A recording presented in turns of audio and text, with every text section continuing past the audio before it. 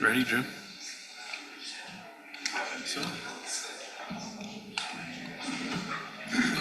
Lonnie, this is Commissioner Bullock. Can you hear me?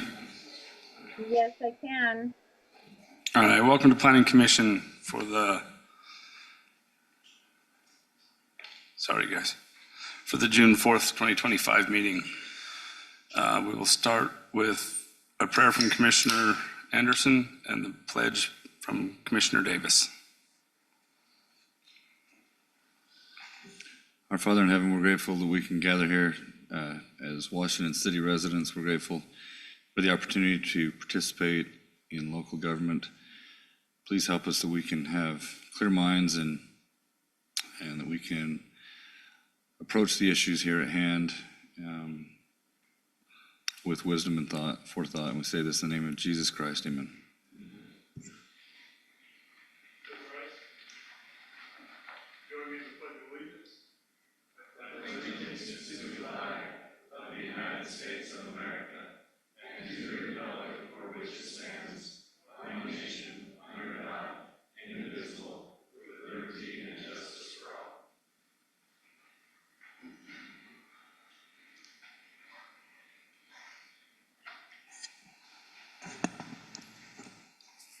All right, item number 1 on the agenda is approval of the agenda.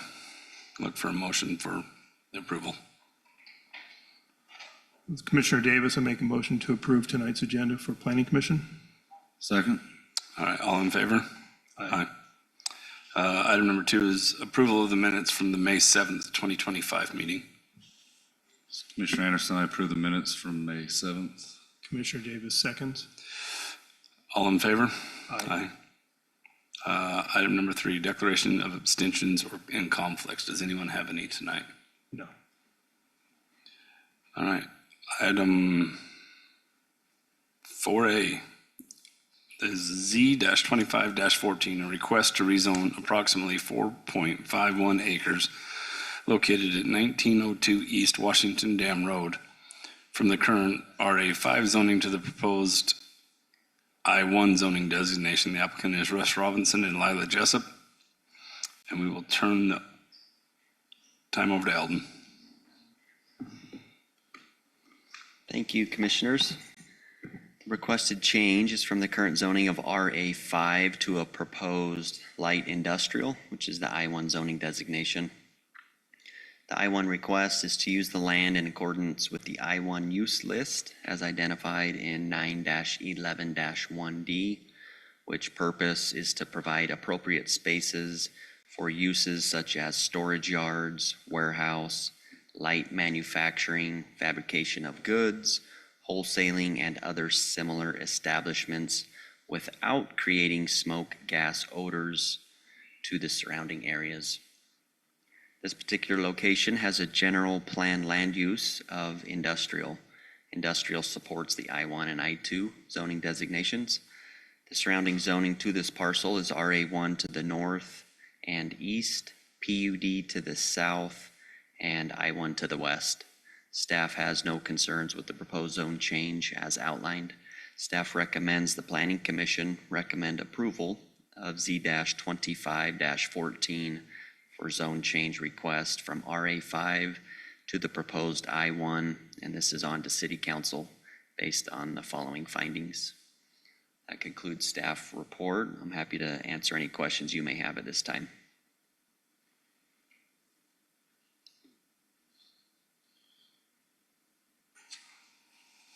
The only access is going to be right there off of 1900 East, right? Correct. Yeah, that flag access there.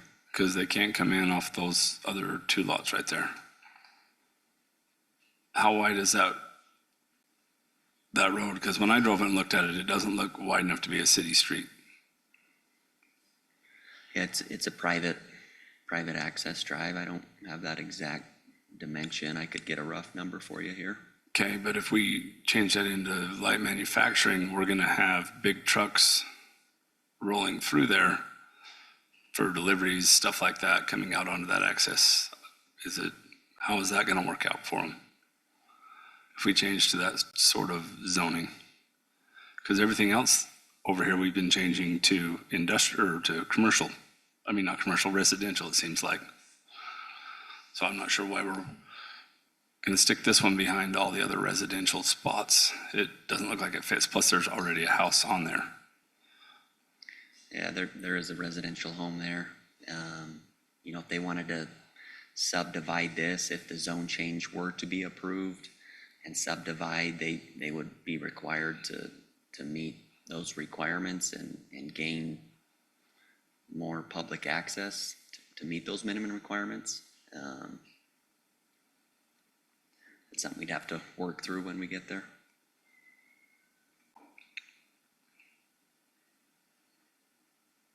Do you guys have any questions for Eldon?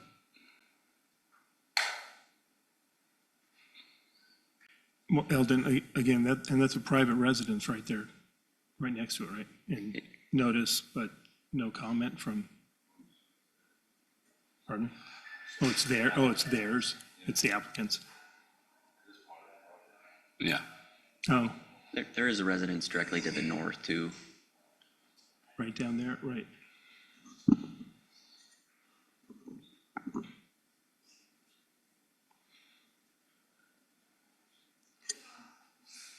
You have any more questions for Eldon?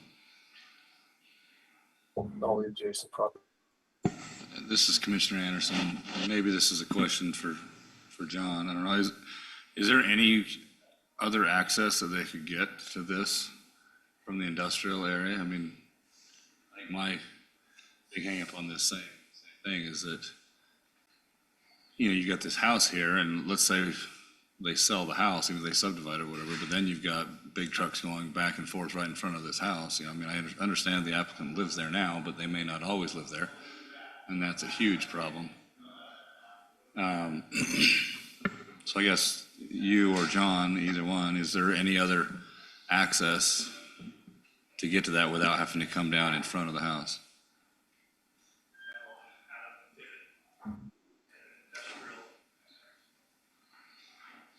Yeah, if you look at Dennett Industrial, the plat for that, there's no public access that it would extend over to that lot. So right now, their access would be off that flag coming off of 1900 East up there. The ground to the south, that's BLM's ground, so. Could they get access? So that's my question. I mean, I understand there's not any now, but could access be made or no? They would have to deal with those property owners and either get some type of access easement or something. So, but that's, considering the fact that they've got most of that developed, I doubt any of them would be, willing to provide access easement. I just measured that flag, it looks like it's about 28 feet. So that meets our minimum fire requirement and stuff for that flag lot. As long as it's a single lot back there, that would work for the access and stuff. I mean, obviously, they've got a few design challenges and stuff in the future coming out onto the driveway, but we would deal with that at construction stuff. If, like Eldon said, if they were going to subdivide that back there, then they would have to worry about providing the public access, which would then have to meet our standard requirements for road width and stuff.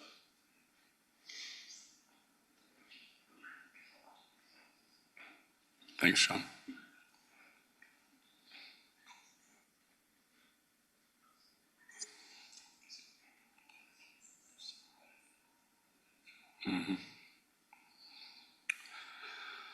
This is a public hearing on this. If there's anyone here that would like to speak to item 4A.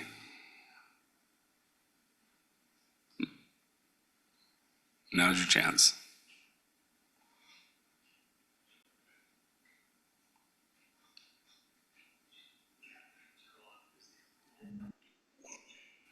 Yeah. Hi, this is Lila. In review of when we were looking at this Hold on a property- second, Lila. We'll ask you a question in just a minute. Okay. All right, I will close the public hearing portion of this. Okay. So, all right, Lila, this is the applicant online, right? Yes. Okay, what were you saying? When we first pulled this property in review of the property, the highest and best use correlates more with light industrial. And like the last gentleman stated, as long as it's not subdivided, the highest and best use can be used without expanding that road. I do recommend at some point, whoever does choose to redevelop this into light industrial, they maybe work with the neighbor to get that bigger expansion just to meet fire department's turn radius. However, that house is in the consideration of the light industrial. It is the owner that lives there. And his intention is to move. It is not to maintain that house. So he is not going to, I mean, I saw that the sign's for sale, so they're wanting to sell everything but sell it as a commercial property. Yes. Lila, this is Commissioner Anderson. So if they're going to sell, I mean, are they intending to sell the house and the property zoned as industrial? Yes, that is the intention.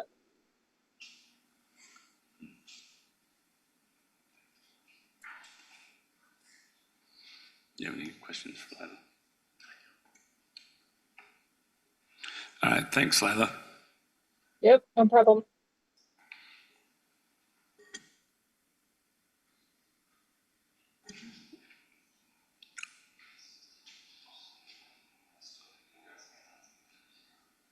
What is it you guys are saying? What are you guys thinking on this? Because we all have to agree because there's only 3 of us here.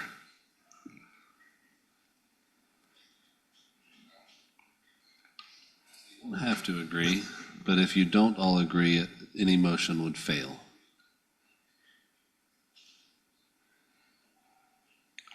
And if the motion fails, then what? Then somebody has to, Does it table till the next meeting, or does it No, move then- on to council? automatically table.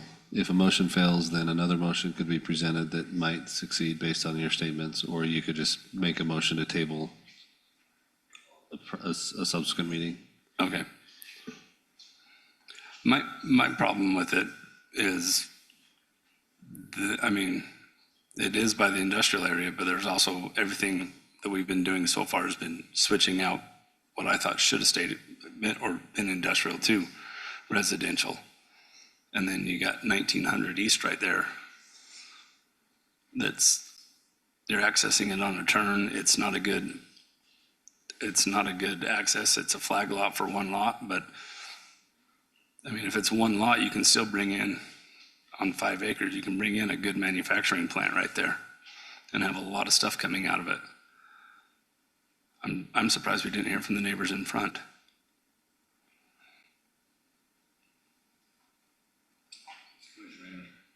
This is Commissioner Anderson. I think the fact that they want to sell it with the house and rezone as industrial I think that makes it worse. I mean, kicks the problem down to whoever buys the house, I mean, ultimately, it's a problem area unless the house is getting torn down. I mean, if the house is getting torn down, I could say, okay, I could see making it industrial. But with the house staying there and with the flag lot access, I mean, it's right on the line between where industrial's kind of stopping and residential is starting. And I mean, if you're gonna leave the house there, I'm thinking, if you're talking highest and best use of the property, I'd probably be to make it subdivide it and put 2 more houses on it or something, or 1 more house or whatever. But if you want to make it industrial, I mean, the house is the problem. Well, I say they do tear the house down. I mean, that's, they have every right to buy it and tear the house down. Sure. That to me makes the only sense of buying the property is to tear the house down and put more industrial shops right there. If the house turned down, I wouldn't have heartburn. It's just, See, and the only reason I would have heartburn is because of the neighbor right there they're driving basically through his side yard and backyard you're gonna have big trucks running down the front of your house and the side of your house where he's been there for so long. And I'm in the same place because I start off with concerns over the access. And it comes down to, you're betting on the come. It's a what if now, we want to sell it as industrial, but you have a residential. You got a home there. And I struggle with, how this affects the current resident as well. Well, the current resident's the one selling it. Well, I'm sorry, the neighbor, Oh, okay. Applicant's asking to speak again, Yeah. Chairman.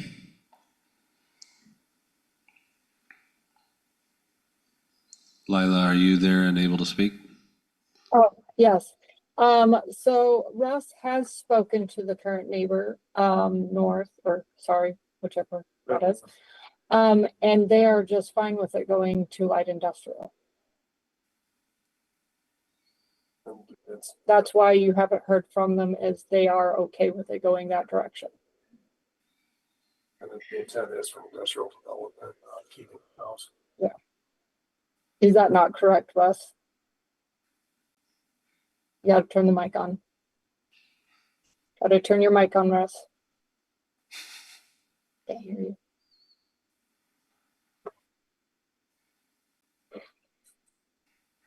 We can't hear you, Russ. Anyway, sorry, gentlemen. Russ did speak with all of the neighbors adjacent to this property, and none of them objected to it going light industrial. Not sure what's wrong with Russ's thing. Can you hear me now? Yeah. Yes. Yes, I've talked to Doyle and Colleen and Sean and Jackie Barnson, and everybody's been fine with it going that way.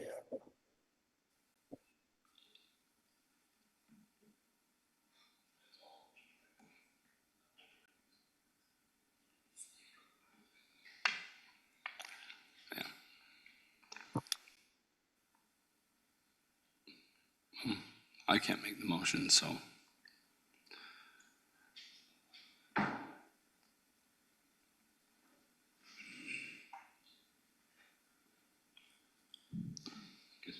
Reminder that on this item, your decision tonight is just a recommendation, so the ultimate deciders will get to wrestle with it again.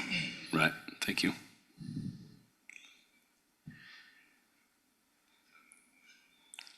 Yeah, you hear me? This is Commissioner Anderson. I'm going to make a motion to recommend denial of Z-25-14 based on the fact that there's a residential home right in the middle of the property, including it's a private access driveway to that home that you'd have to access all of the industrial property.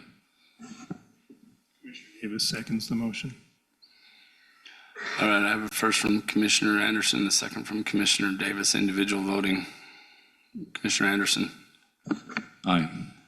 Commissioner Davis, Aye. I'm Commissioner Bullock. My hangup with this is the fact that it's there's got to be a boundary somewhere. I feel like it's a spot zoning in the middle. And that's my only problem with it, is it is a spot zoning coming through a neighborhood, not a neighborhood, but the side lot. Even though the property owner to the north says he's fine with it, that property gets sold fast. And then with that being said, I am an aye on that, on the denial as well. So this will go to City Council with a recommendation for denial next week. Thank you.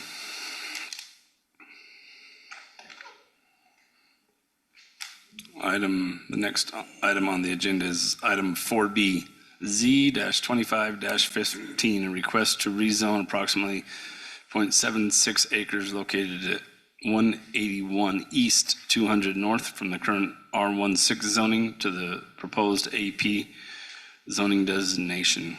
The applicant is Washington City. We'll turn the time over to Eldon. Ooh, you guys are gonna have a hard time getting this one through. Maybe before Eldon reads the staff report, when the city bought this house, which is known as the Covington Mansion, over 10 years ago, the city council had considered, making it available for something like, receptions or something of that nature. And there was concern expressed from the local neighbors, essentially The concern was, we like that you own the house, we like that you've preserved it, we like that you keep the yard up. But if you're gonna turn it into an event center, you're just pushing all of those cars into our driveways and into our neighborhood. And so for some time, the city has not sought to change its zoning. In the last few months, the city has completed, during those 10 years and since, the city acquired a lot to the north, directly adjacent to the north, and has now installed in there a parking lot, a bathroom facility, and other amenities, so that those that were to choose to use it, if the city council eventually goes there, they haven't made that decision yet, but there would be on-site parking available for this. And the city's application tonight is essentially to move it into a zone that might allow the city council to decide whether that it would be available for rentals for receptions or things like that. Thanks, Thad. So this property is known as the Covington House there. And it's going to be used as a gathering place for the community to enjoy.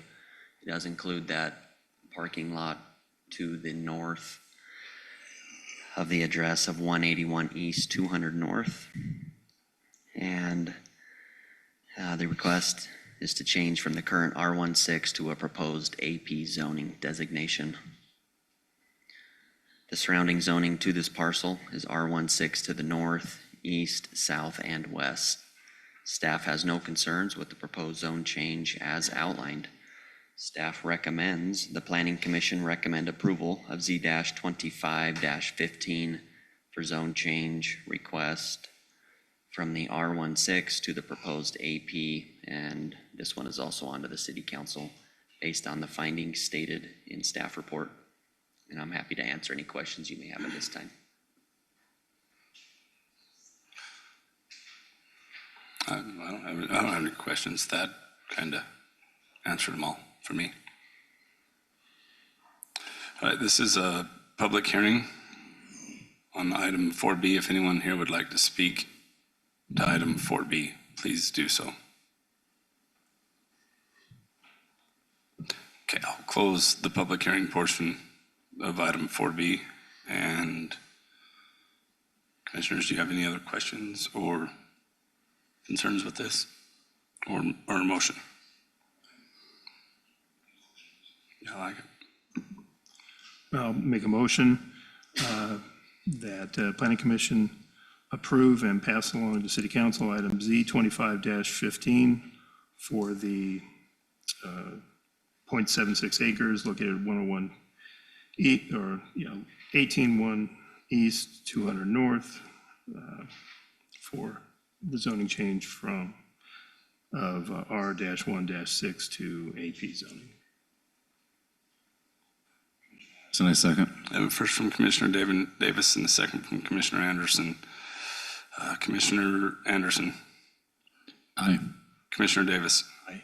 And Commissioner Bullock. I am an aye as well, and this will go to City Council next week with a recommendation for approval. Item 4C, Z-25-12, a request to rezone approximately 13.69 acres located at Heritage Fields Drive and 1410 South from the current RA20 zoning to a proposed RA5, RA1, and OS zoning designation. Applicant Susan Debenham. Thank you, sorry. I'll turn the time over to Eldon.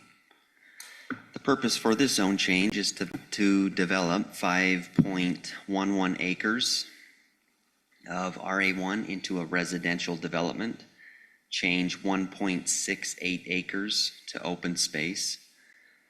That's in the Wash area. And maintain 6.91 acres of agricultural use on the east side there.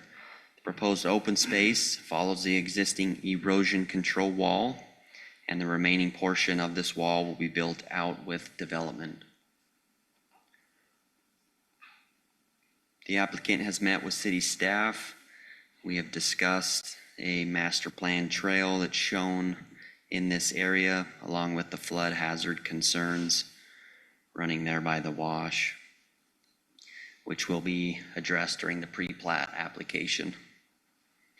This particular location has a general plan land use designation of low density and open space. Low density supports a 3 to 4 density unit per acre ratio. And the surrounding zoning to this parcel is PUD to the north, A20 to the east and west, and R110 to the south.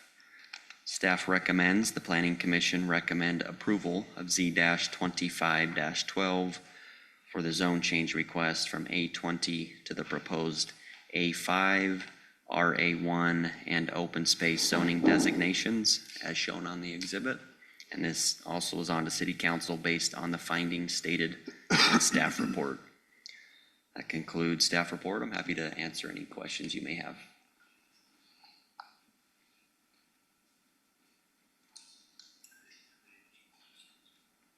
I think, Corey, you good? Thanks, Eldon. All right, item 4C. This is a public hearing.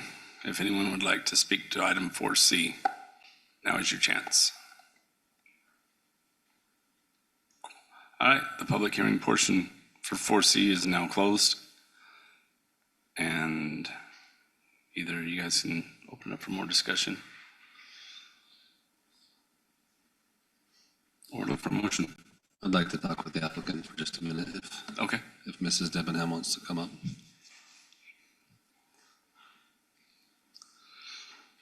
How are you? Good.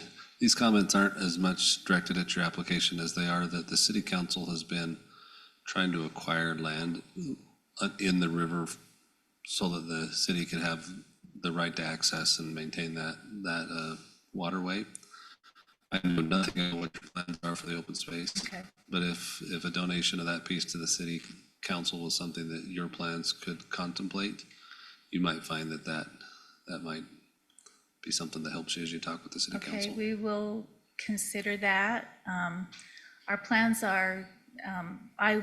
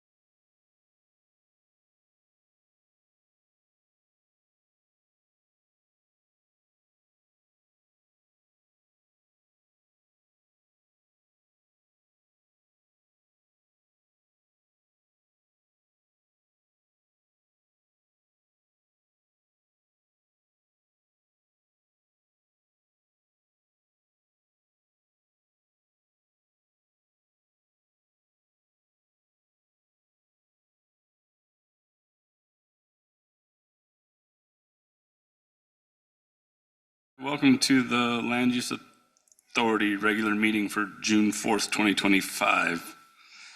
We'll start this off with the approval of the agenda. Commissioner Davis makes a motion to approve tonight's agenda. Second. I have a first and second. All in favor? Aye. Aye. Approval of the minutes from May 7th, 2025. Commissioner Anderson, I approve the minutes from May 7th. Seconds. All right, I have a first and second. All in favor? Aye. Item number 3 is declaration of abstentions and conflicts. Does anyone have any with this? None. All right. Item 4A is a preliminary plat approval for the Country Hills subdivision located at 2140 East Washington Dam Road. The applicant is Jared Bates. I'll turn the time over to Eldon.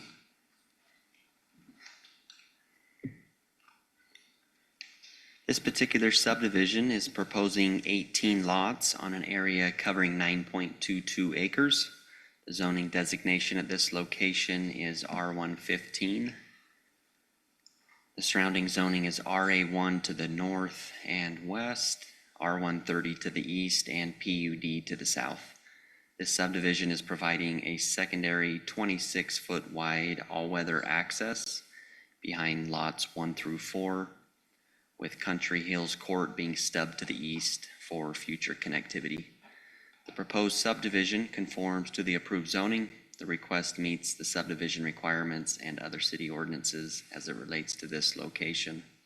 Staff has reviewed the request and recommends approval with conditions of the preliminary plat as outlined.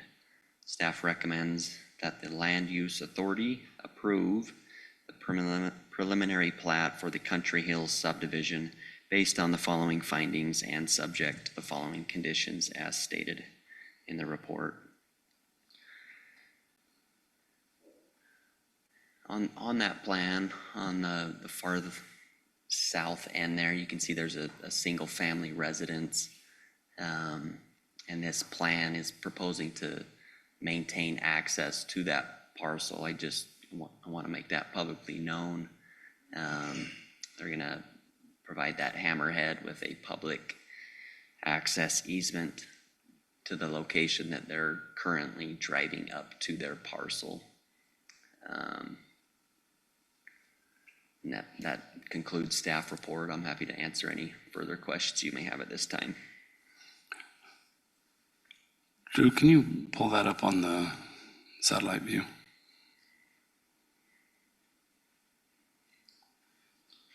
It's right there, right?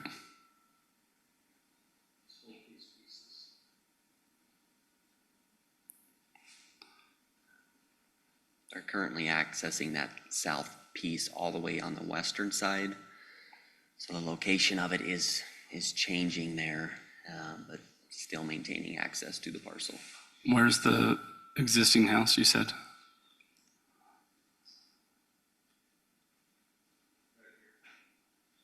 Okay, and that's not in this.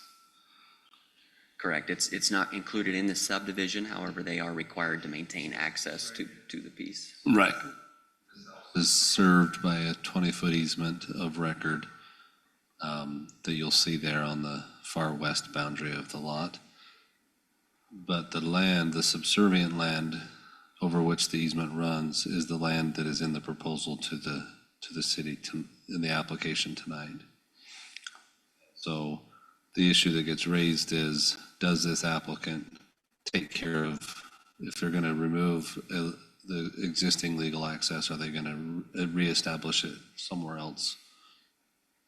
And what Eldon was saying is that this plan shows a 50-foot wide public road that gets mostly there, and then there's a small section of common area that gets the rest of the way to the current driveway location.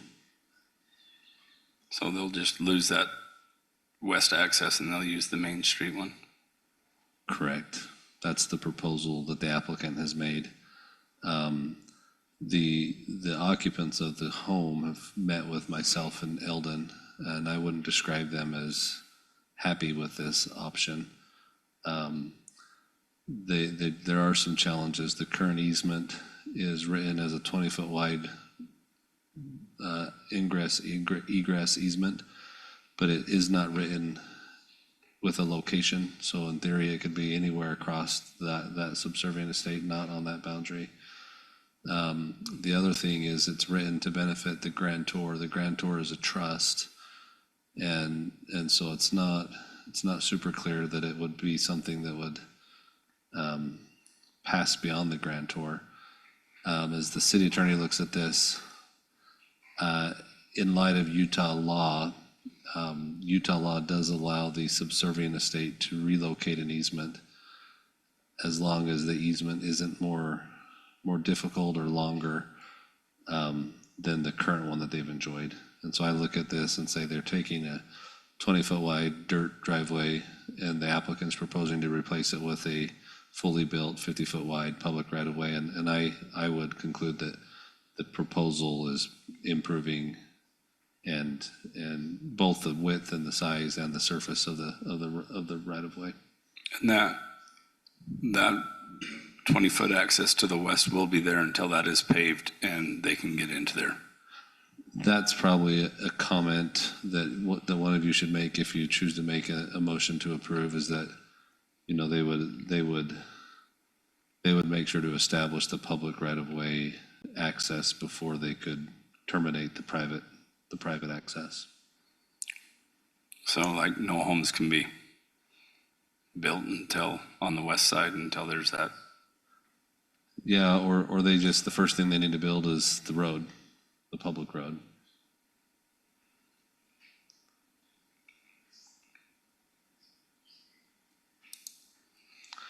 Because that road is the legal access to every lot in the proposed application, they're gonna need to put that thing in sooner than later anyway, right? Right, well, I just wouldn't know if they were, we've seen them do 4 lots and then not do the rest.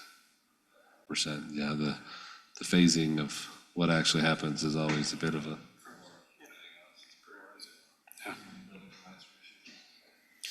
Commissioners, if I may add and add to that, one of the forces driving that is this layout on Washington Dam Road. We're trying to get away from these zigzagged offset patterns. Now that we've expanded Washington Dam Road to what it is, we've inherited a lot of these, and as many as that we can eliminate and get them more lined up with cross intersections, the better it'll be for everybody in safety. And so that's the other thing, is right on this property line is directly across the street from this subdivision's main entrance and exit. And that puts that more in line. If we kept it over here, you could see it would just cause one more hiccup down the road, especially when you have left-hand turn lanes and all that you throw in and get involved. This is a safer, means to do that as well. So just for your information on that.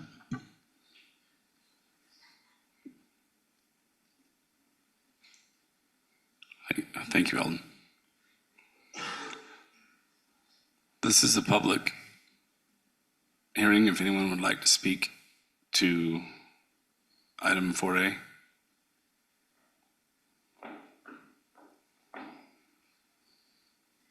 Please state your name. My name is Patricia Biggs. I am the Can you current pull the mic down so that sorry. we can get it on record? Thank you. Sorry. My name is Patricia Biggs, and I am the current resident in the existing house there.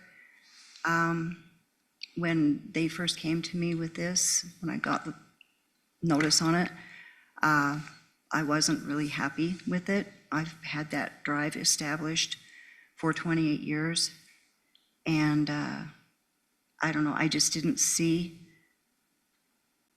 a productive way to get to my house from the center part, because they would have to cut in front of my parcel with the drive over to my driveway to get to my house, or extend it to the end of the parcel and then cut across my property that way. I don't know. It looks like they're gonna just do it at my property line from them and me. But there's a problem with that creates quite a burden for me, is because They've done excavating, which has created quite a drop-off from my property line to theirs. And it would be hazardous, really, to leave that without a retaining wall.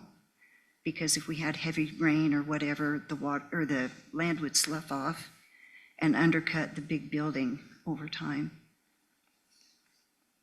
And also, I assume that they're going to be moving the water connections. I don't know.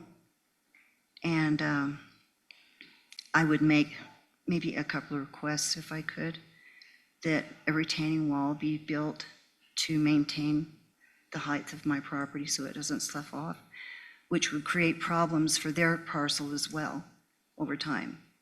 And also, if they would be willing to connect me to sewer, that would be really beneficial for me. It just, financially, it creates a big problem for me, all the changes that they're making.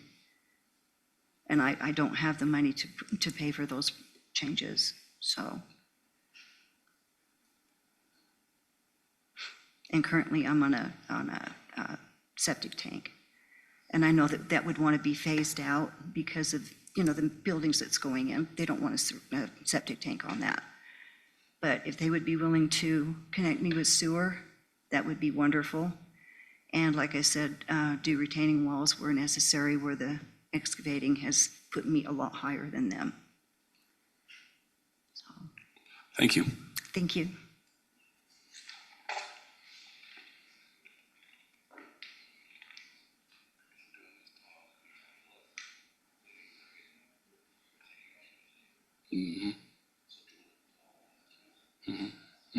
Hold on. Is there anyone else who would like to speak to this?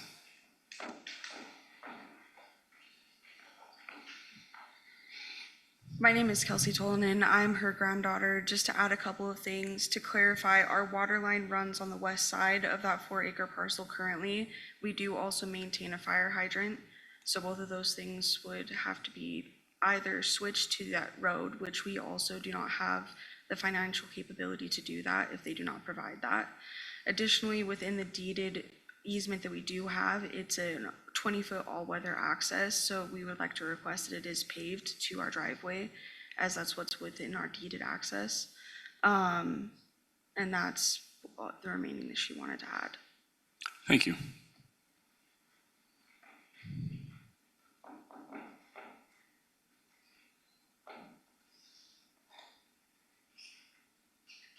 Anyone else would like to speak to this item?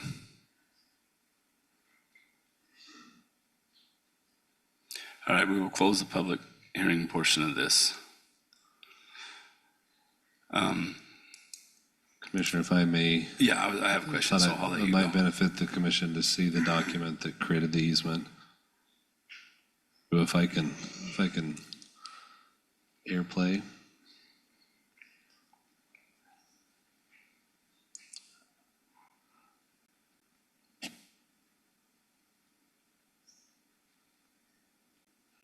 I think we're waiting for IT. There we go. So this is on the county recorder's website, and this is the deed where the trust called the Biggs Family Trust. I'll try and make this fit better on the screen here. The trust called the Biggs Family Trust, which is Ms. Biggs, who stood up, and her husband, who I understand has passed away. At the time, they owned both parcels, and so they deeded. And then they sold the lower 4-acre parcel, I should say the northerly, but the larger 4-acre parcel to an entity. And you'll see in here the language right at this location. The grantor would have been the trust, hereby reserves a 20-foot wide access easement for ingress and egress to the grantor's remaining property to the south, which is, I believe, referencing the property with the house on it. As I met with the Ms. Biggs, I explained to her that there's some weakness in this easement, in that it doesn't, typically easements contain a legal description that says, the easement sits at this legal description. This one doesn't have any indication as to where across the 4 acres it would cross. It doesn't mention also things like utilities. Now, we've been told that the utilities do run in that roadway, but this doesn't necessarily make it clear that the legal right to do that is there. The other thing that it doesn't mention is whether it can include access by, let's say, visitors or other family member, or if it could be passed on to another owner. And so that's one of the reasons why I, as the city attorney, concluded that this 50-foot public right-of-way was an improvement on what they currently have. And so that's, I just wanted to show you more fully why I reached that conclusion as a matter of my legal opinion. Where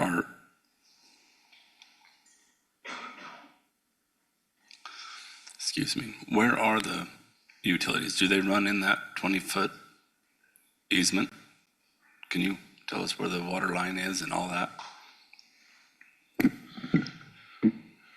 me switch over to my, so right now there's an existing water main, 6-inch main that comes down on that west side in that 20-foot, what would be about that 20-foot easement.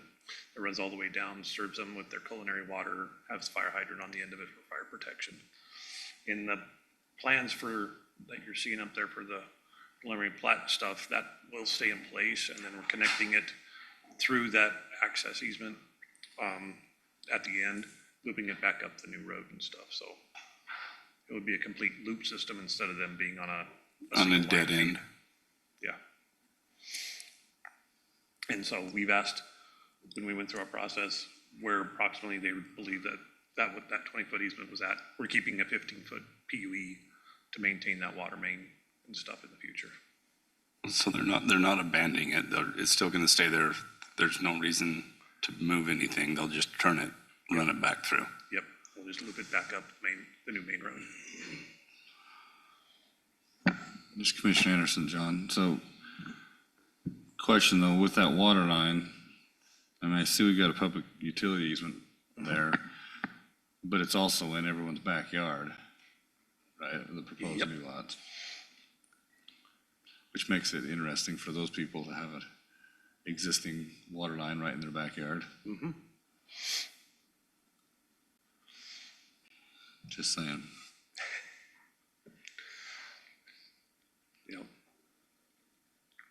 It's a fun area to try and fit all these different developments in and get our systems looped and stuff to serve everything. So work with everything that we have out there and try to make them work. So it'll be a bit different, but again, it wouldn't be the first time that there's utilities in the rear of a property and protected with a public utility easement, so. This is Commissioner Anderson. I have another question. So why the secondary access between lots 1 and 4? Was it too long to do a roundabout for fire access, or why the hammerhead instead of a roundabout at the end? You'd have to ask the developer. They didn't want to go with the additional loss of ground with putting a cul-de-sac at the end down there. So they went with the option that they can do a hammerhead. Is the applicant here? Yeah. Yep. Jared's here to represent him, so. Any other questions for me before?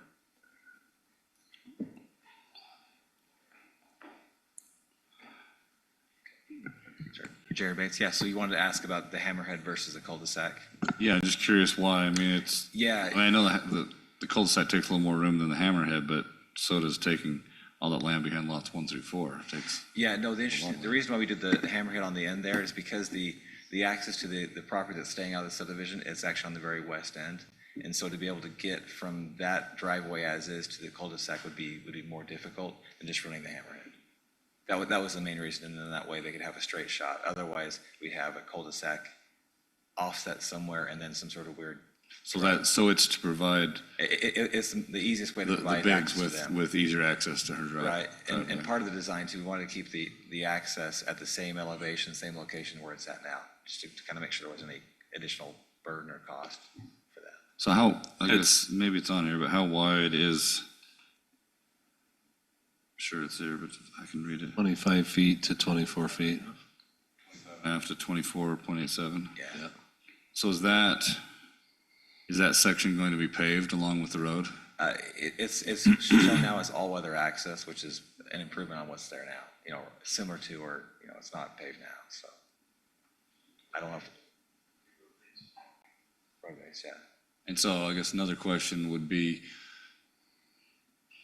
where would you be bringing in sewer for lot 11? I would assume it's pretty close to their lot. Like if they wanted to tie into the sewer, I'm sure it's pretty close. It's right there, so it's a lot 11, if you look straight, Okay, it I goes see, straight yeah. out there. I mean, you'd have And to, you've got your sewer right there. So for them to get sewer access, you know, if they wanted maybe sewer. 20 feet to get onto their property and, Yeah, what you'd do is you'd basically come along that all-weather access and do a couple clean outs, which you'd end up doing. It'll be, so the sewer's gonna be like 8 feet deep there in the road. Yeah, so you're plenty good there. And then that lot and then the lot that's part of the subdivision to the east is way up in the air. It's pretty high. You can't tell on the paper, but you can see we're 84 to 68, so there's a big elevation change there, so. So another question, the Mrs. Biggs, she had said, she kept referring to saying they've dug out below my lot and created an erosion hazard. Is she referring to your client that did that? No, it's the people who had owned the property before. Okay, but it's still with this property, right? Correct, yeah. So basically, the people who owned the property before, they used it as like a yard for construction. So can you show me, like, Sean, this, where is that elevation change that she's talking about, that she's concerned about? If you go, it's just, right there where Drew's got it. See where there's actually on the side there as well as on the north side of where that building is at. It's kind of there now. And that's just how it is now, like we, you know, as Bob. So when you finish the lots, though, will you be above her or below her, or? We'll be below her as it Below is her, now. how many feet? You're about, I want to say about 8 or so in that spot. On both sides of the Well, so above and the side? North and remind me, east? I think we'll be pretty close, sorry, the pad that's there will be pretty close. Sorry, it's kind of confusing. So I've got 2 walls there on 10. So so from 84 to 68, you've got that 16 feet there. And I think you're closer to 8 or so on her. So can you scroll maybe down a little bit? There should be a contour label here. So that's at 76. That should be, that dark light's 80. So they're pretty similar elevations. So you're gonna be a similar scenario there too. So if we have to put in a wall to accommodate the access, we'll do that. I mean, we have to make it work. Yeah, we'll have to have one that's there. And then that road will come up. The all-weather access will just come up to the elevation that it's at now. So the elevation is greatest where it is now, closer to the center of the road, and as you go to the east, it goes, I'm sorry, the west, it goes less. So just so I'm clear, what you're saying is your intention is to mitigate those concerns. We have to, otherwise these guys will pass us off either way, so yeah. I mean, he's not going to say, okay. Sorry, these guys. Yeah. Yeah. No, just so you're aware, we spent a lot of time with both Eldon and John trying to figure out how to make this work, because, you know, we've tried to accommodate, we haven't talked about the access to the east to that future road that may or may not happen. We've done that, and, you know, like we're building a whole road there to try to accommodate future access there too, so. Developers have been really gracious to try to help try to make this work, so. So, just so I'm clear then. So on the lot to the, just trying to see which direction this is. On the lot to the east, then lot 10, so that driveway, it's coming from lower up to Yeah. higher, correct? Yeah, 10 is higher than, So you have to put in that retaining wall anyways between either way, there. that's right, it's gotta work. So then, I guess my question then is,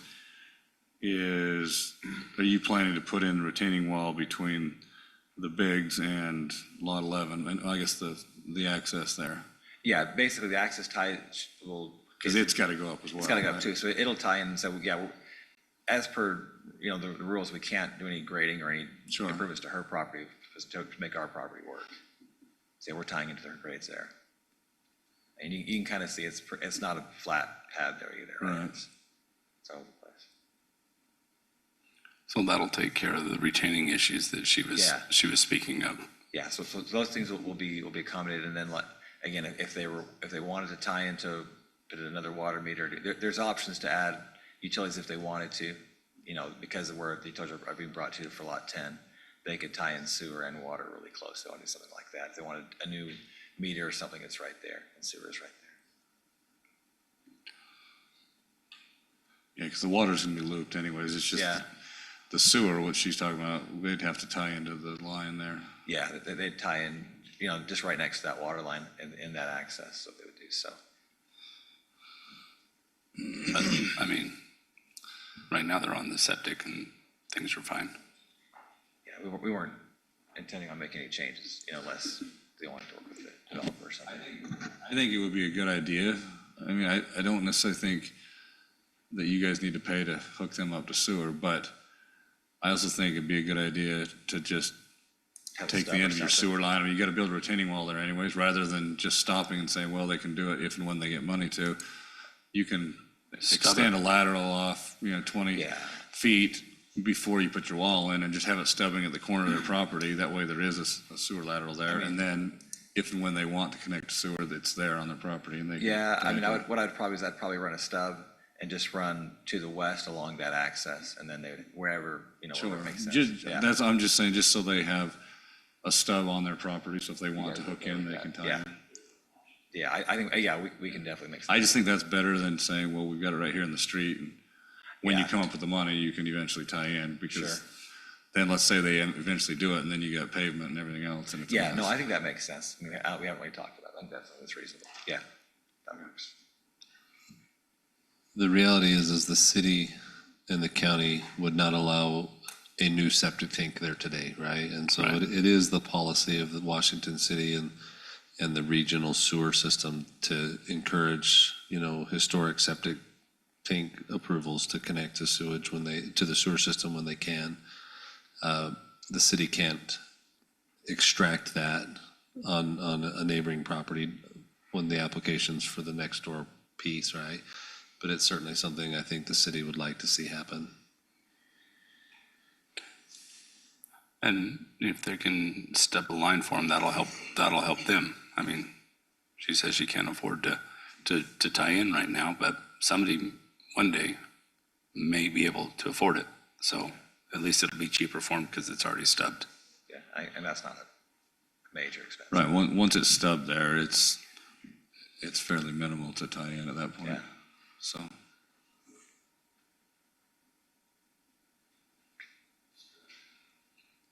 Yeah, and the retaining will be there, so that issue will be taken care of, and then the sewer will be stubbed, so that when it comes time, she can, yeah. Are there any privacy walls, like block privacy walls around the community or no? Or is it just the retaining walls that are shown? There'll be privacy walls probably on top of the retaining walls that we'll have. And then in areas where we can't have them, we'll have to come up with something creative for screening, so. Okay. What's the material for the retaining? Is it boulders or? It'll Block probably be just rock, because they're not, there's space to do it. Usually we'll do concrete if it's a really tight lot, but if there's space, we'll probably just do rock. Okay, thanks.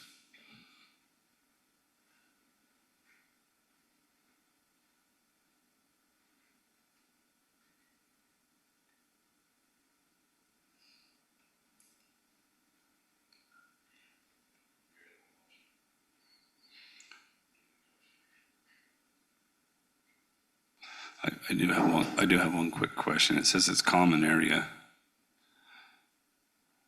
Right there. Right between 11 and, The little driveway connection to the public road is labeled as common area. but should that be, is that a deeded, will that be the new deeded access? So that. Should it be common area or should it be, So this has other common area in their retention pond down near Dam Road, and so they're going to need an association and some form of CCNRs to get legal approval for their plat. I don't have an objection to it being common area. I would, if I were reviewing this for final plat approval, I would want to verify that there's CCNRs in place, that indicate how that will be used. In other words, indicate that that the common area there is used for the benefit of access to the Biggs parcel. And so as a matter of legal, I don't have a problem conceptually with it, but at the time of plat review, I would need to see documents and verify that those things are established in the documents. I want to make sure there's something so that an HOA can't come in and say, no, this is ours, and you guys can't get to it. Correct.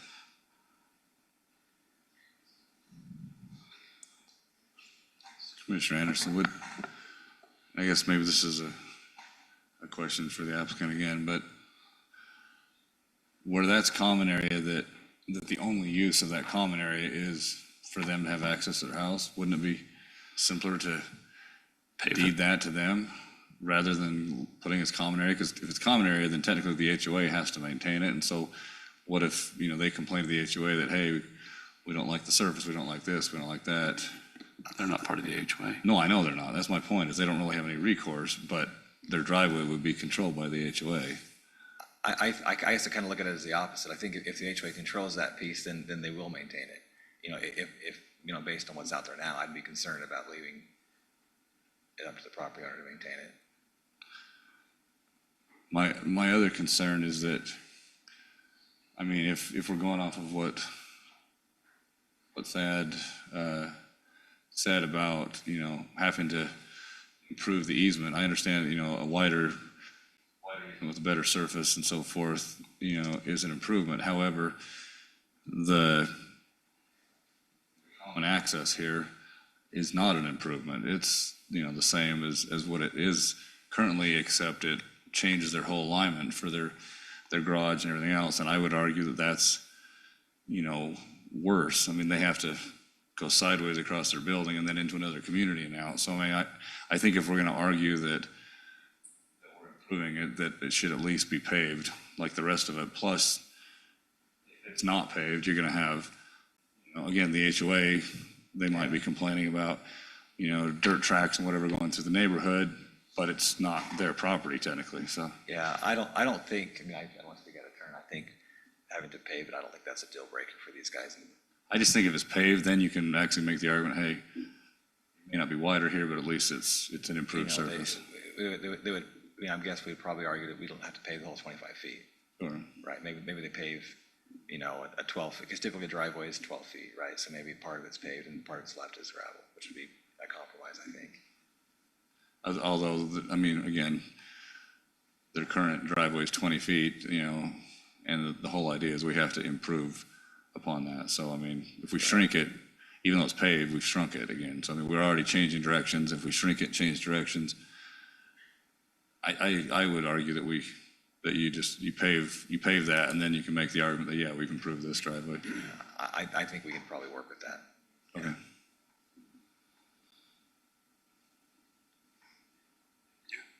That's all I had. Okay. Thanks, Jared.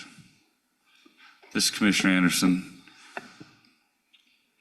I'll make a motion to approve the preliminary plat, Country Hills subdivision located at approximately 2140 East Washington Dam Road,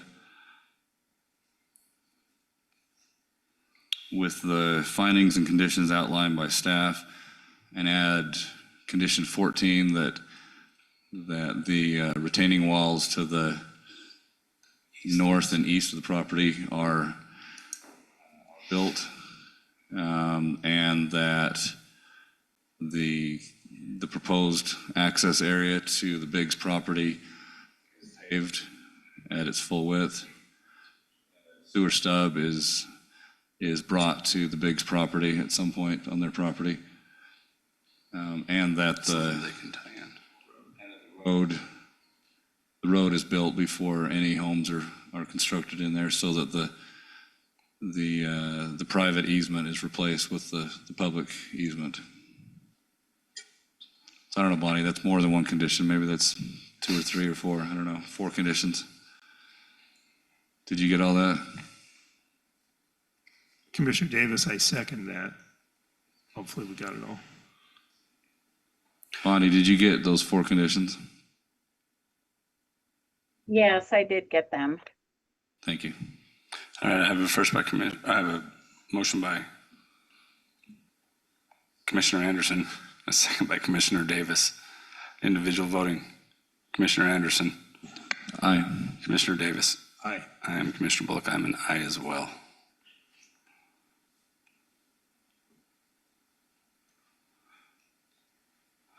And then that is approved with the conditions. Item 4B is a preliminary plat approval for the breakwater at Alea subdivision located approximately Groves Park and Breakwater Lane. The application is Skyhawk Land Corporation. We'll send this over to Eldon.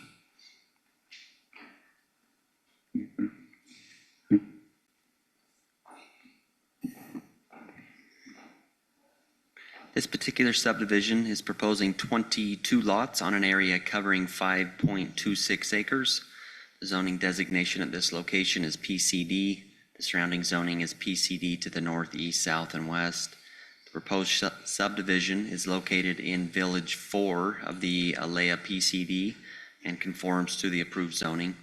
The request meets the subdivision requirements and other city ordinances as it relates to this location. Staff has reviewed the request and recommends approval with conditions of the preliminary plat as outlined. Staff recommends the Land Use Authority approve the preliminary plat for the breakwater at Alea subdivision based on the following findings and conditions as stated in the staff report. That concludes staff report. I'm happy to answer any questions you may have.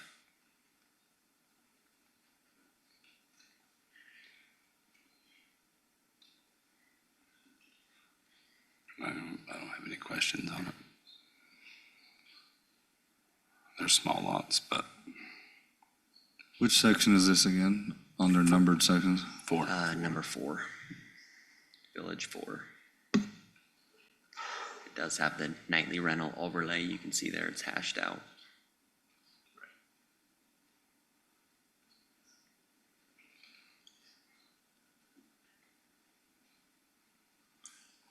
And Eldon, just so I'm keeping everybody straight, this Skyhawk Land Corporation vis-a-vis Stuckey Farms, is this a spinoff piece or what do we have there? This is the new owners that purchased the Stuckey Farms development. But that's, okay, so that's the parent. It is the Stuckey Farm that just changed. Right. Yeah, it was. Okay, well then It's I'm the, looking ahead to the next piece as well. And I was yeah, it's the making sure I had the players straight. Gotcha. same land that comprised the Skyhawk proposal. Skyhawk essentially went all the way under and then was rezoned with the Stuckey Farms PCD. This applicant acquired development rights from the Stuckey Farms PCD owner developer and are now pursuing those development rights on the remaining portions of the Stuckey Farms PCD. This portion.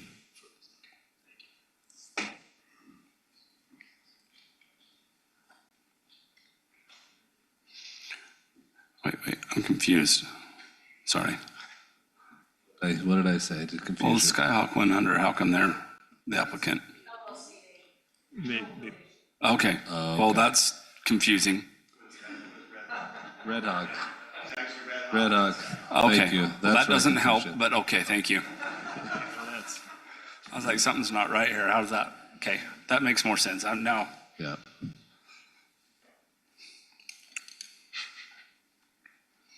do you guys have any? Oh, this is a public hearing. If anyone here would like to speak to this item 4B.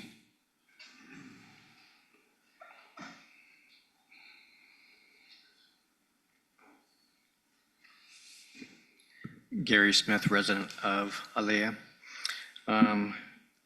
Recommend approval of the plat only if the currently approved zoning, setbacks, established easements, codes, right-of-ways, accepted traffic engineering, SWIP plans, and protection zones are complied with as they are currently approved without plans for changes of those zones and variance requests.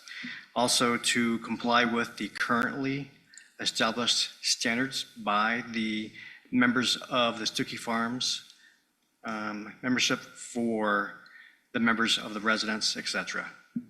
Okay.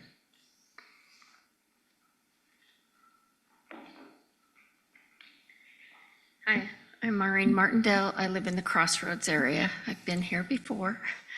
I've lived there 5 years, and that Crossroads has been there 7 years. We still have not had any improvements on Washington Fields or in the retaining area. And I went for a walk yesterday, took pictures. The erosion is horrible. The mud is on the street. And so before any improvements are made, is there any way we can get that road done on Washington Fields? The sidewalks are buckling, the erosion from the back of the houses, it all ends up on the road. The city has to come in and clean it away. The improvements that have been made are the weeds have been pulled. But that is not enough. We need some help with that Washington Fields. And if that could be done, the other things I think will look better for all the neighbors, and we'll be more pleased with the things that the new people are doing. I think they acquired this in January of last year, and we still have not received any help with Washington Fields. We're the only side that looks like we're in the ghetto. And you know the problems we've had before, and we're still dealing with that. The mud is, you can't even walk on the sidewalks when there's rain. So if that could be done, and if we could have a date of when that would be done before all these improvements and are made, that would be very helpful to the neighbors in the Stuckey Farm, especially the Crossroads area. Thank you. Thank you.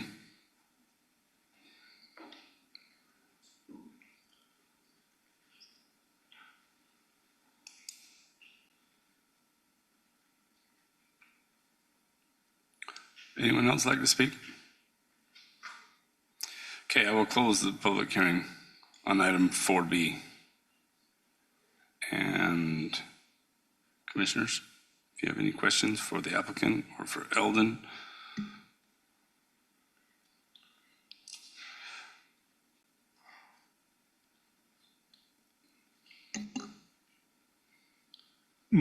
Yeah, this is Commissioner Davis. I just do have one question. And yeah, I believe we had heard, the concerns of some of the residents previously with respect to the road and weeds and just, cleaning it up, being a good neighbor, all that. Just look to hear anything the applicant may want to say in that regard.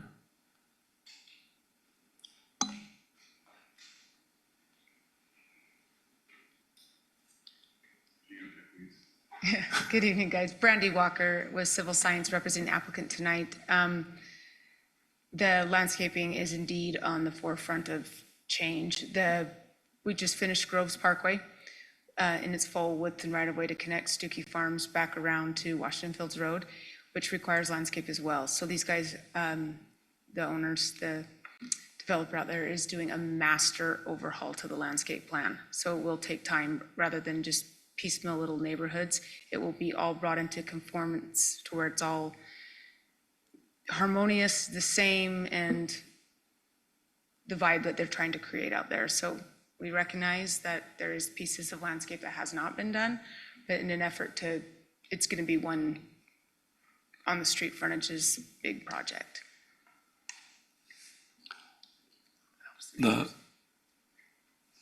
For just a second, Randy, they keep, I guess I don't pay attention when I go out that way. I don't make it that far.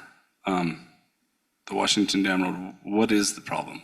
Why is there still?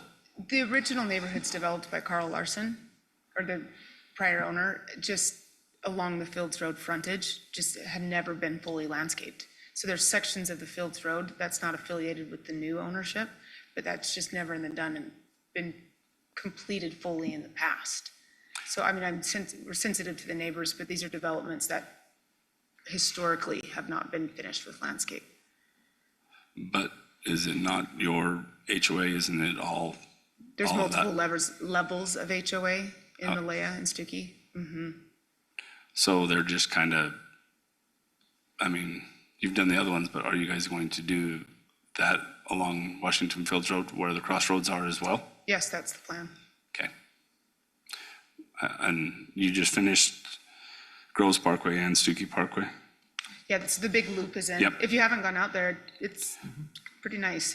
There's definitely still gaps of landscape and lots to do, but it's coming together. Do you know when they're going to move forward on the Washington Dam Road side? Washington Fields Road? Washington Fields, sorry. We've You're been on okay. the dam all night. It's just, I can't speak on an affirmative timeline. There's just been hodgepodge of landscape that's gone in. There's a commercial aspect that's been developed out there that has certain trees that they want to replace, change into conformity and uniformness. So I'm not sure on that. Okay.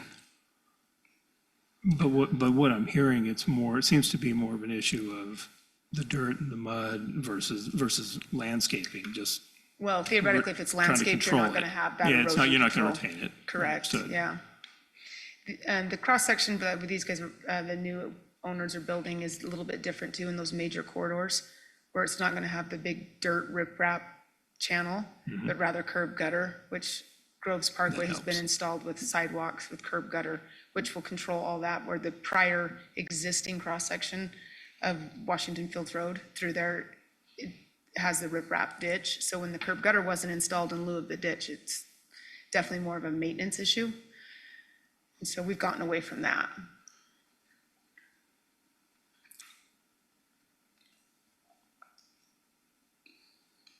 Okay. Thanks.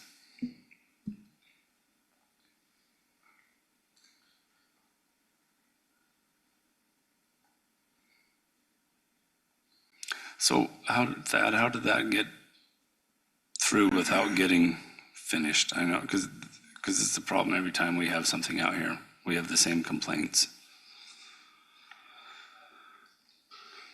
Drew, if you can exit the screen mirroring, I'll mirror my screen on there, just so they can see. So I'm just on Google Street View. I'm gonna go, this is to the north, and you'll see that, these sides of the roads were finished, the medians were finished, for the most part finished. There's been complaints over the years, of weed control and other things here, maintenance challenges. But and these were here before the sale was transacted. But you'll start to see on this side some of the examples. You'll see here the soil is almost eroded to the point that it's covered that whole sidewalk up, right? You'll also see when you drive along here that the sidewalk itself is being undercut by erosion. And so these are pretty expensive things that if they don't take care of them, they're just going to get more expensive and they'll eventually be required to do it. But you'll see here, there's just the lack of finish along the main road is what I think the citizen was talking about. I think the pictures speak for themselves here. The challenge is those finishes were never required as part of a phasing plan. And the prior developer was not a real quick mover out there. He didn't build very quickly. And so you'll see on this side, there's not even a sidewalk, right? And so it's just the road, the minimum asphalt was put in, but the developer improvements outside the roadway weren't. And so there's just a need there.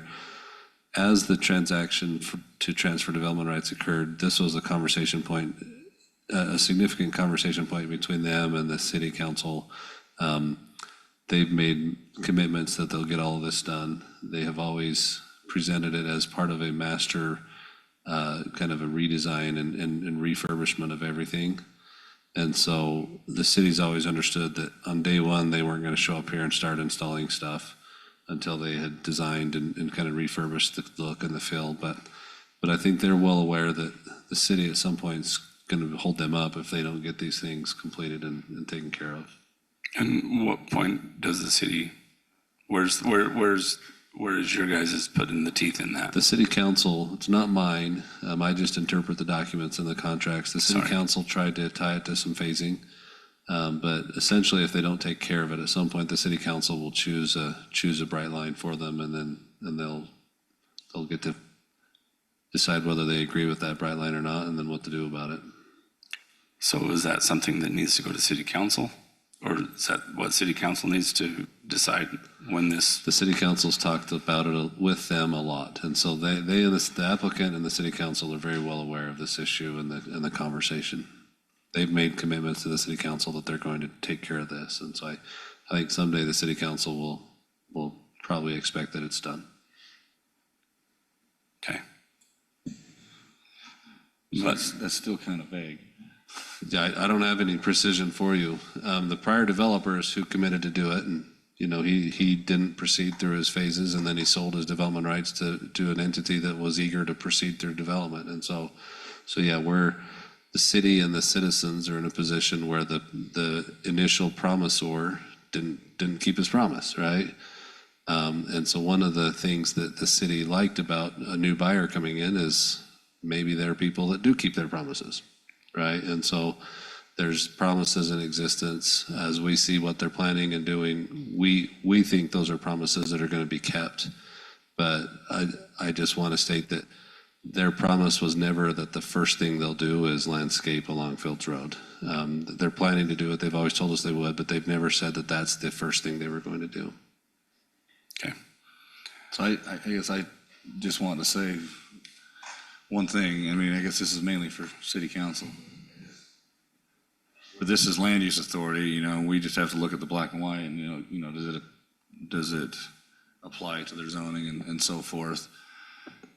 And when you've got an issue like this and it's like, well, it has to be done, but it hasn't been tied to anything, the question is that when we approve this, it's approved, right? But at what point, if we're the ones approving it, like we have to approve it if it conforms to the plans. My question is, where's the line? Because at some point, city council's not the one approving this, but if they're saying, well, it's just this vague somewhere out there, it means we have to keep approving it, and we don't know, like, when is that line? Because ultimately, we're the ones that keep approving it, but what if it just keeps getting kicked down the road, and all of a sudden we're done, and it's like, oh, it never got done? I mean, city council needs to pick a spot wherever that is. I mean, that's not our thing. I agree. Yeah, I agree that this is your thing. Disapprove based on the plans, but if there's no line, it puts all of the responsibility on us, and we have no. We don't know when the line is. I don't think the responsibility is yours. No, but I'm just saying, if there's no line, then there's nothing for us to say, no, we can't, we can't disapprove it, because it's not tied to anything. That's what I don't like.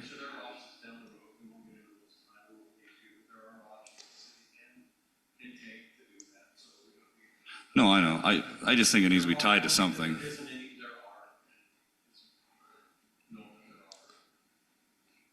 Land Use Authority's job is to review plat applications for residential. And the city council is in contract with these buyers. There's been promises made, there's been hearings held, hours and hours and hours of hearings recorded on YouTube. And so I think that it's very clear between the new buyers and the city council that there's a promise to get this stuff done.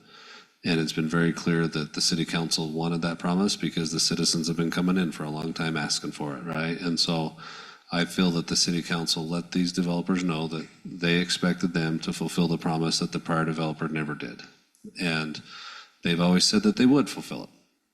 But the contract and the prior planning didn't have a bright line that says these will be built by date certain. And that's part of why the prior developer never did it, is he kind of was able to wiggle between those lines until he never did, right?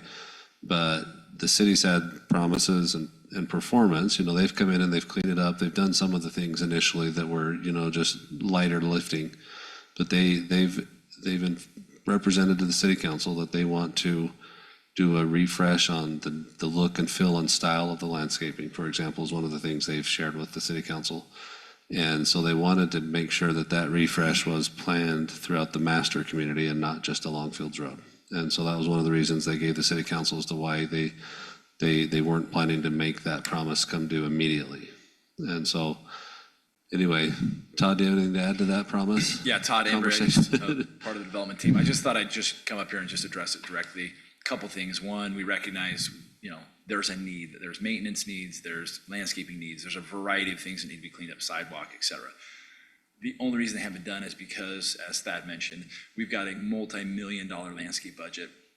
We've kicked off the designers. They're putting together a plan and a project plan that shows everything. It's not just this little section. And there'll be actual parts of it that'll get redone. So some of the old landscape, where if you look at the right side of the road versus, or the east versus the west, they don't even match. The median doesn't match all the way along. So there's things that'll be done to retroactively fix a lot of that stuff. But part of it is we don't want to go in there and fix a maintenance thing if the landscaping is going to come before or after that. Meaning, if there's a landscape plan that says, hey, there's a retaining wall that goes in here, or there's a different grade that goes in there, we don't want to just hodgepodge it and do it. We want to do it right.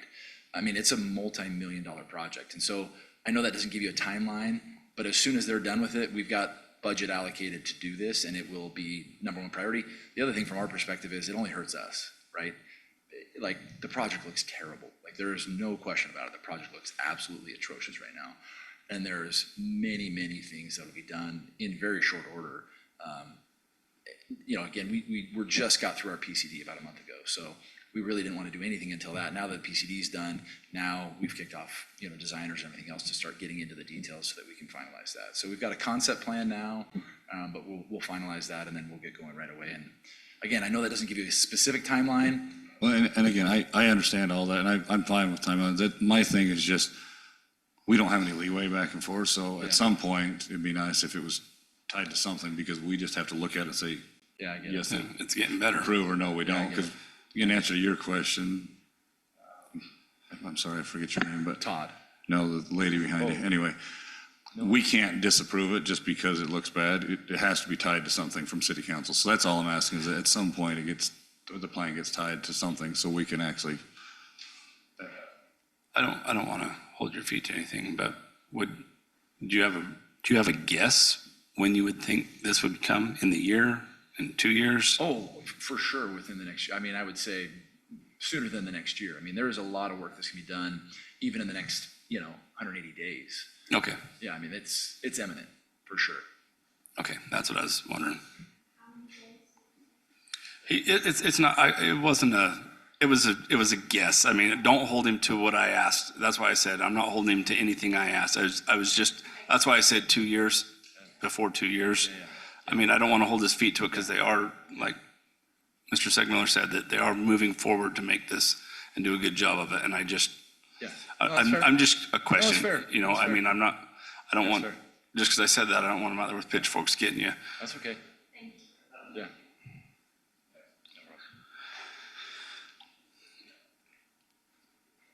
All right, and one more public comment. I'm Greg Malmberg.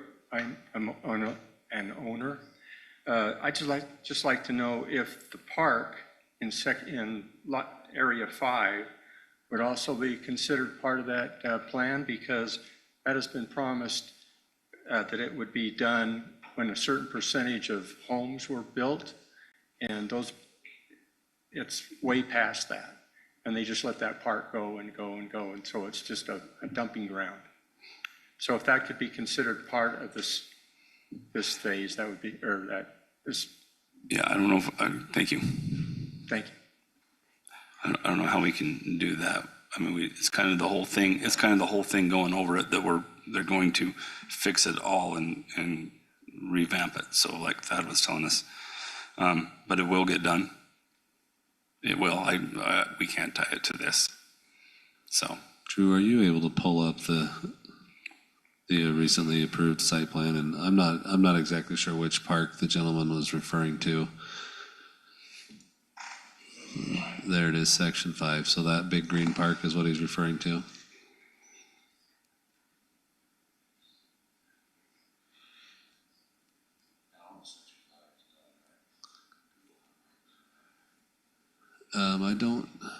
Is section 5 completed? Is section 5 built out? Yeah, so the park that is being referred to is, so there's lots that exist on the downhill side, which would be like the southeast, but we haven't platted on the north side of that yet. We're still, it's not platted area yet.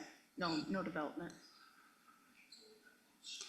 So usually the city requires that the parks be built when the plats within which those reside are presented. And so that might explain one reason why the park hasn't been built, is the prior developer, and no developer has ever brought a plat for that land yet. And so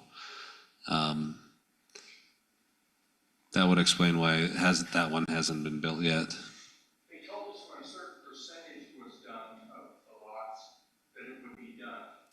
Yeah, the person that told you that sold all of his land and is no longer here. And so those promises nobody's here to call on those for, right? And so I'm not disagreeing with what you were told, but the person that made you those promises sold out and left.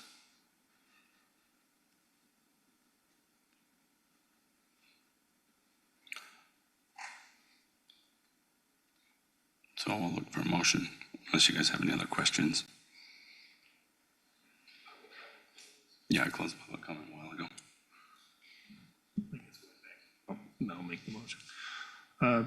So Commissioner Davis will make a motion on item 4B, that a preliminary plat approval for the, I did get the right one, for breakwater at Alea subdivision located approximately Groves Parkway and Breakwater Lane be approved in concurrence with findings and conditions as outlined in staff's report.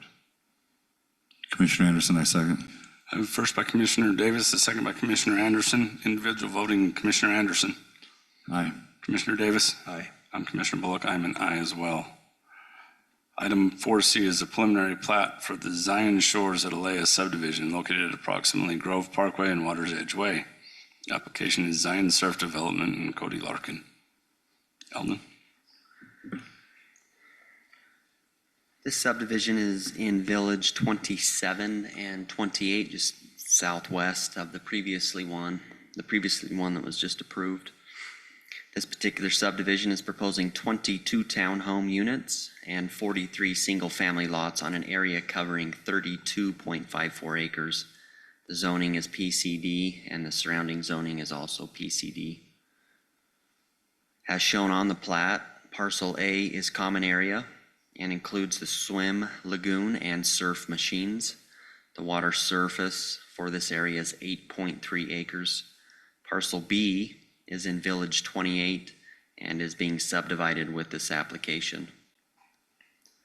All of the townhome units will have a 2-car garage and a 20-foot-long driveway. The proposal includes 21 visitor parking spaces. Parking is adequate for the development. The proposed subdivision conforms to the approved zoning. The request meets the subdivision requirements and other city ordinances as it relates to this location. Staff has reviewed the request and recommends approval with conditions of the preliminary plat as outlined. Staff recommends that the Land Use Authority approve the preliminary plat for the Zion Shores at Alea subdivision based on the findings and conditions as stated in the staff report. That concludes staff report. I'm happy to answer any questions you may have.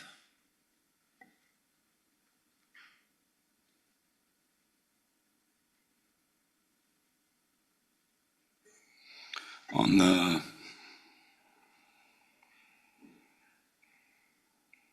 last PDF, is that secondary access just until everything else is built once, and then it'll go away? It is correct. Yes, once the access to the south comes, that Once the secondary other streets access. tie in? Correct, yeah. The intent of that's to meet fire code requirements.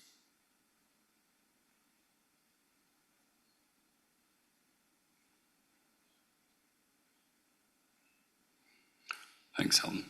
Unless you guys have any other questions for him.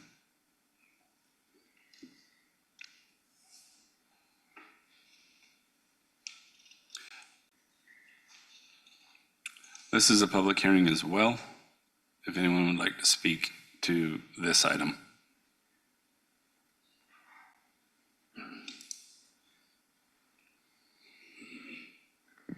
Again, Gary Smith, resident of Alea. As stated before, as long as everything is in compliance fully with currently approved zoning, setbacks, established easements, codes, right-of-ways, accepted traffic engineering and stormwater pollution prevention plans, and requirements for the protection zones, and also with the currently established design guidelines, unless the new developer wants to provide different guidelines and have the members vote on those. So the currently approved standards and governing documents as recognized by the members of these neighborhoods.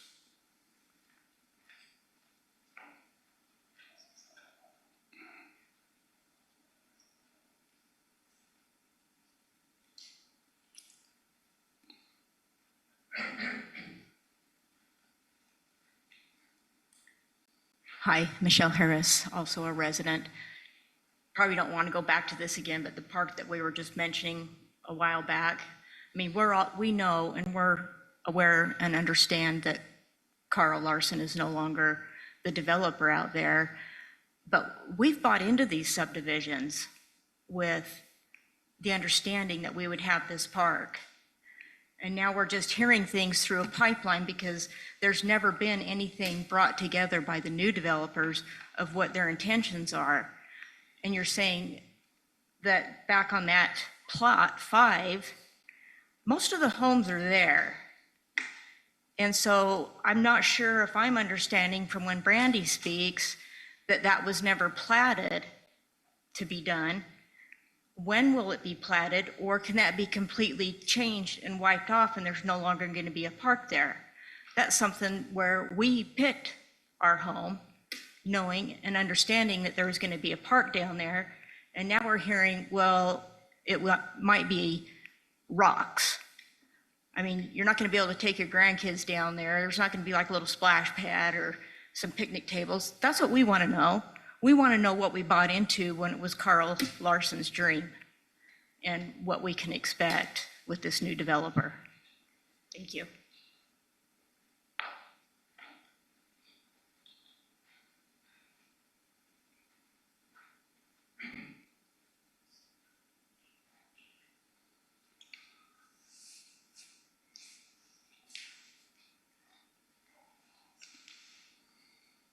Hi, my name's Heidi Blair. I live in the Homesteads, and really, I just have a question for them as to, are these, like I'm looking at the number 4, back to the number Village 4, whatever you want to call it.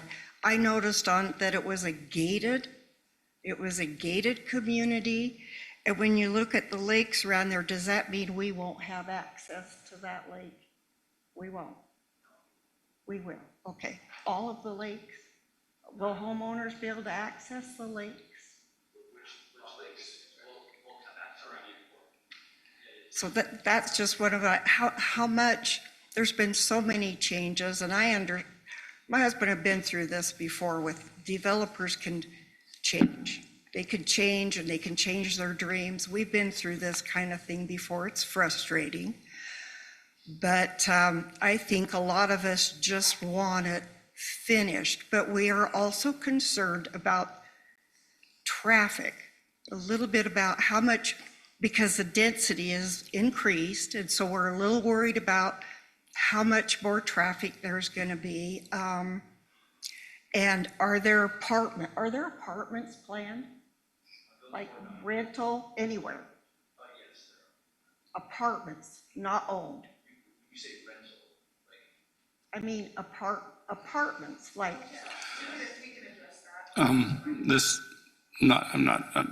Okay. We're off on a whole different subject. Okay. I'm not trying to, but I mean, But this will that's go all I on for wanted to days. say. But yeah, That's all I no, I wanted to understand. And I Thank you. recommend you talk to them after this meeting. Right. About, Thank you. about this stuff.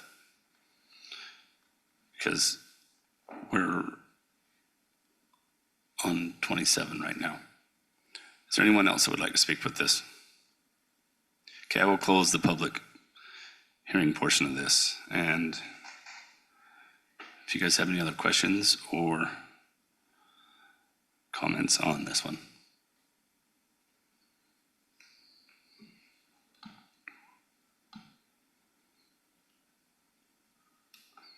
Yeah, I've just got one question, and maybe Eldon or the applicant can respond. And this is more, I just, order of operation, as far as now we get in there and we begin developing the lots, I assume everything with respect to the wave machines and all that, it all happens concurrently? Phase one, we're all in one phase. Yeah, this is Thank you. phase 27.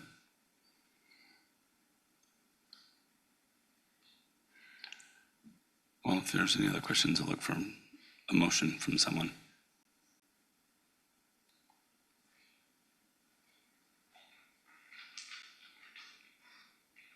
You good with it, Corey?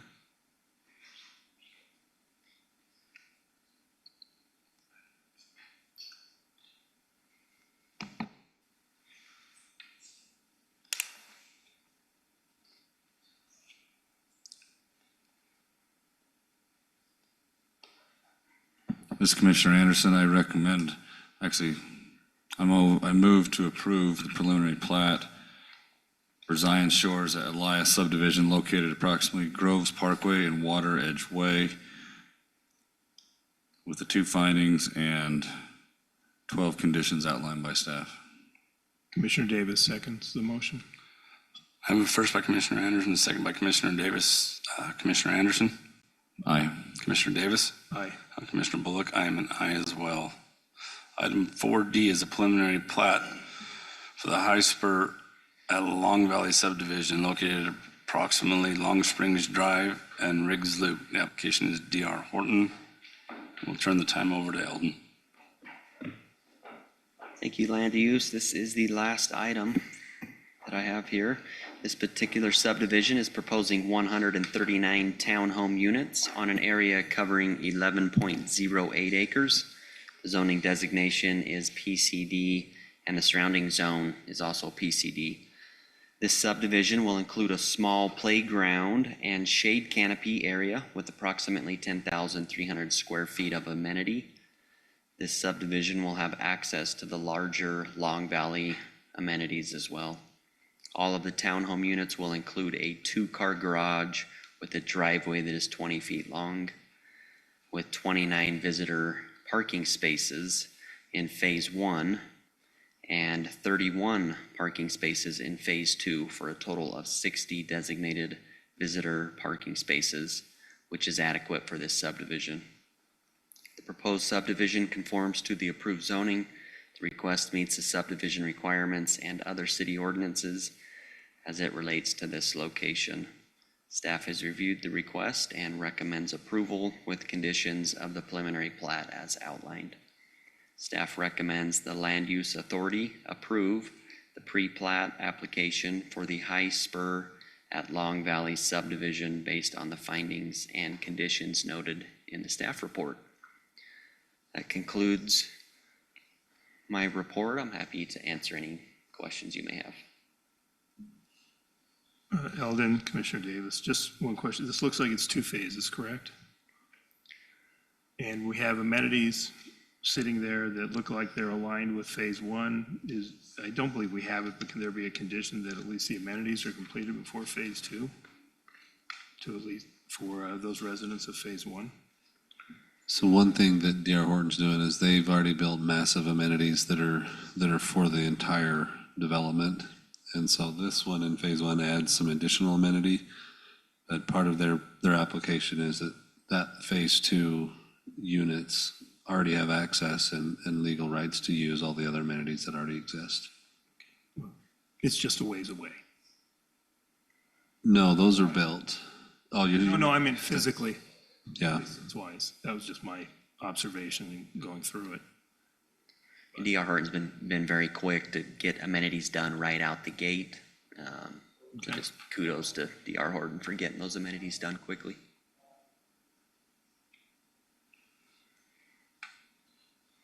Thanks, Eldon.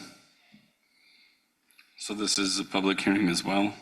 If anyone would like to speak to this, please do so. Okay, I'll close the public hearing portion of this. And either look for a motion or questions for the applicant or for staff. This is Commissioner Anderson. I move to approve the preliminary plat for the High Spur at Long Valley subdivision located at Lost Springs Drive and Riggs Loop with the findings and conditions outlined by staff. Commissioner Davis seconds the motion. First by Commissioner Anderson, a second by Commissioner Davis. Individual voting, Commissioner Davis. Aye. Commissioner Anderson. Aye. I'm Commissioner Bullock. I'm an aye as well. Item 5 is adjournment. I'll look for. Then I move to adjourn. Commissioner Davis seconds. All in favor? Aye. Aye. Thank you.